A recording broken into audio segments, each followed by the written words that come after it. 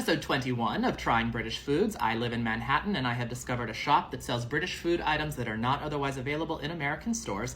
So I am that is the very first time I messed up this intro. So I am working my way through recommendations that you all send to me. For reasons that are too boring to rehearse here, I have only 2 items to go through this time. I just want to be very upfront about that so no one feels cheated here on TikTok. So we'll just make the most of them, won't we? And anyway, I still sometimes get some comments of people saying my videos are too long, yet continue to sit through the entire thing. So whatever, I don't know. This is a shorter video for all of you just to give you a little bit of a break from me. First item I'm very excited about. I have this Tiptree green gooseberry conserve, which, my God, is that fun to say. Where are we? Who are we looking down upon? Who are we gossiping about while we're enjoying our Tiptree green gooseberry conserve? Now, gooseberry for a time was banned in the US. I think the ban was lifted, I believe, in the 1960s.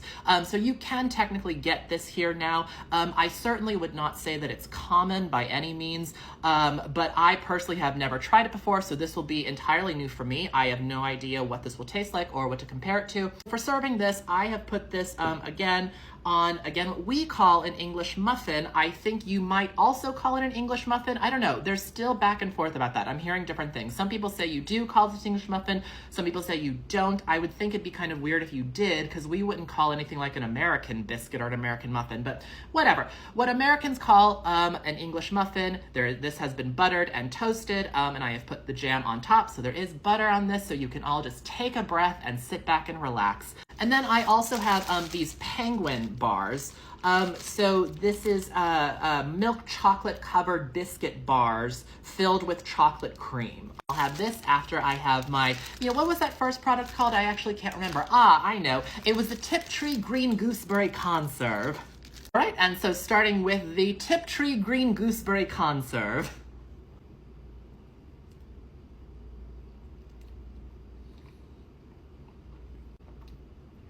Unfortunately, I'm having some trouble picking out a distinct flavor here. There is so much sugar in this and it's so sweet that it's hard to pull out, like, for anyone who's never had gooseberry, to explain exactly what this taste is.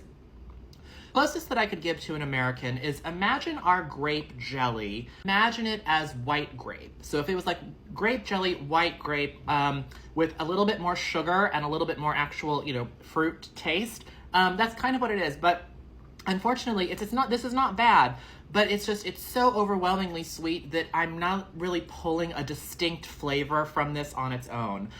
So I might need to go have gooseberry something else at some point. All right, and now the penguin bar. Now I have noticed that on the back, there is a question, a sort of trivia joke question for us to answer, for us to ponder as a group. So the question is, what did the penguin get from the genie in the lamp?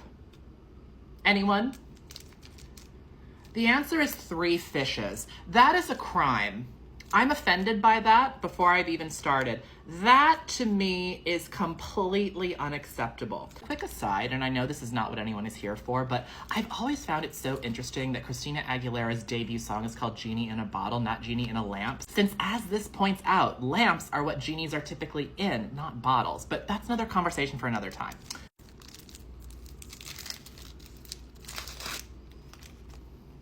Okay.